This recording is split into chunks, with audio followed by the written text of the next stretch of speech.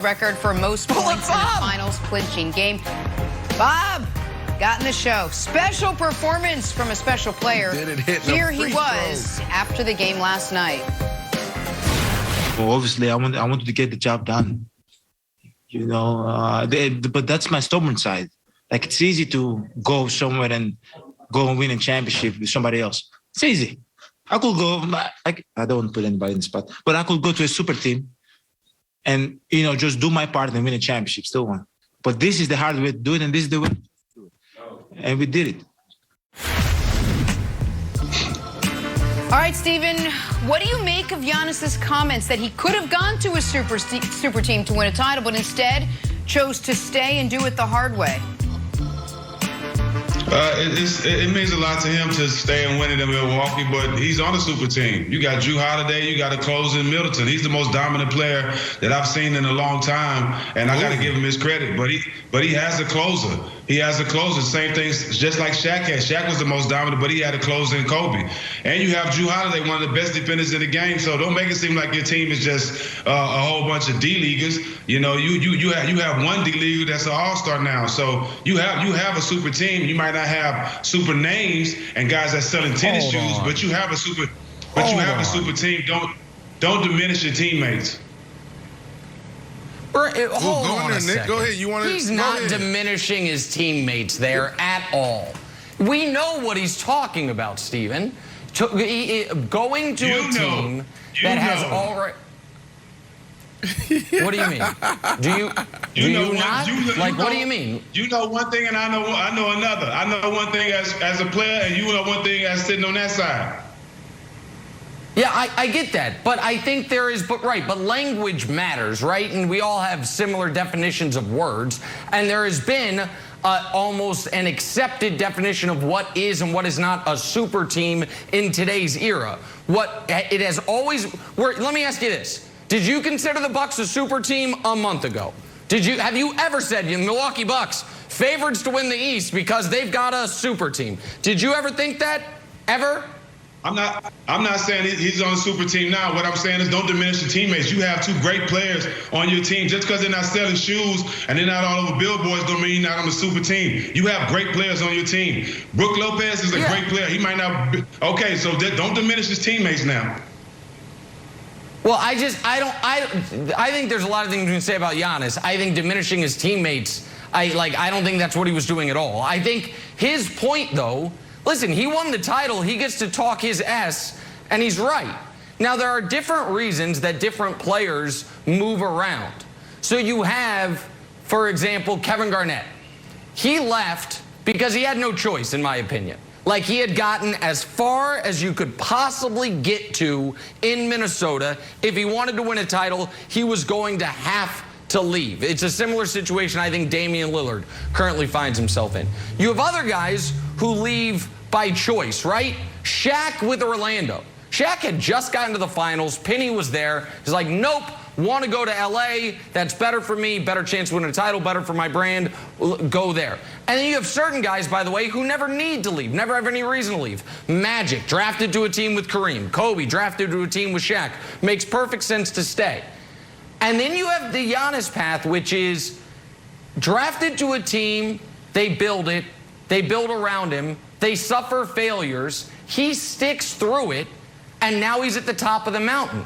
And the best comps, oddly enough, are the two greatest other international players ever, Akeem and Dirk.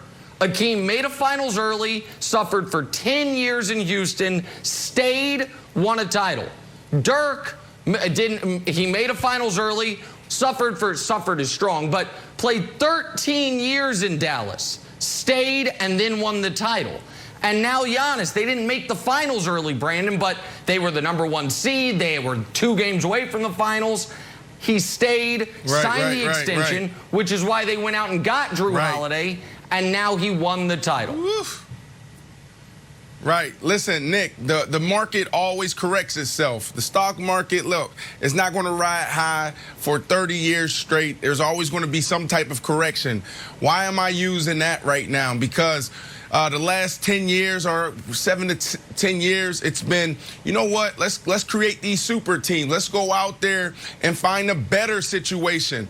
Back in the day, what was it? It was, look, man, I was drafted to this team. I'm going to get it the hard way. Giannis is correcting the market. That's what Giannis is doing. For the past 7 to 10 years, guys have been trying to team up. Guys have been looking for the better piece of grass, the better plot of land. Giannis could have easily went somewhere else. That's what he said.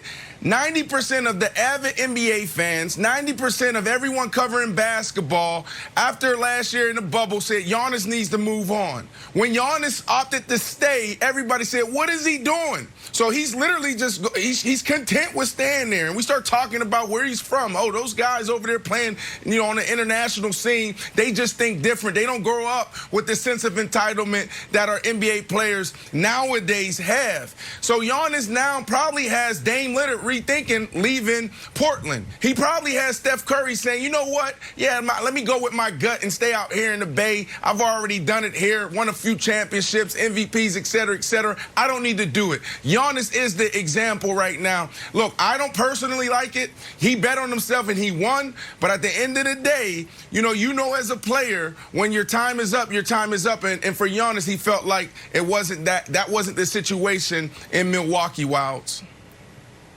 All right, so I'm interested, Brandon, a little sort of sidebar of your point.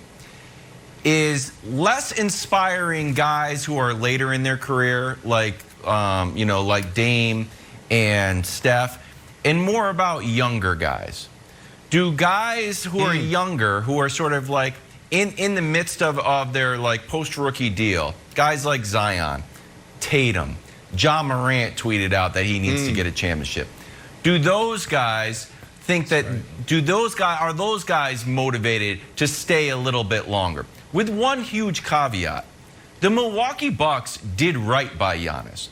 So guys obviously can go wherever they want, whatever they can carve their own path. And it's a little bit unfair because Milwaukee Bucks did right by Giannis.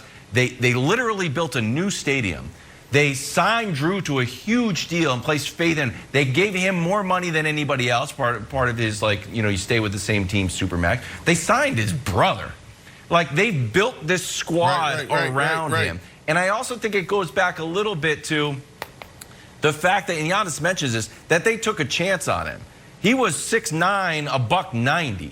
So the fact that, like, and he was the 13th pick, I think his trajectory feels different than a guy like Zion. Like, well, I was the number one pick. You were going to take me regardless. But I do wonder if guys like maybe John Morant, who was still a high draft pick, but is in a smaller market, and we know he wants to win. Does he think, you know what, maybe I'll give Memphis another, a longer leash, should I say, to try to deliver me a championship rather than me heading out of town? I feel like LeBron James was the first guy that kind of brought this to the table for all athletes.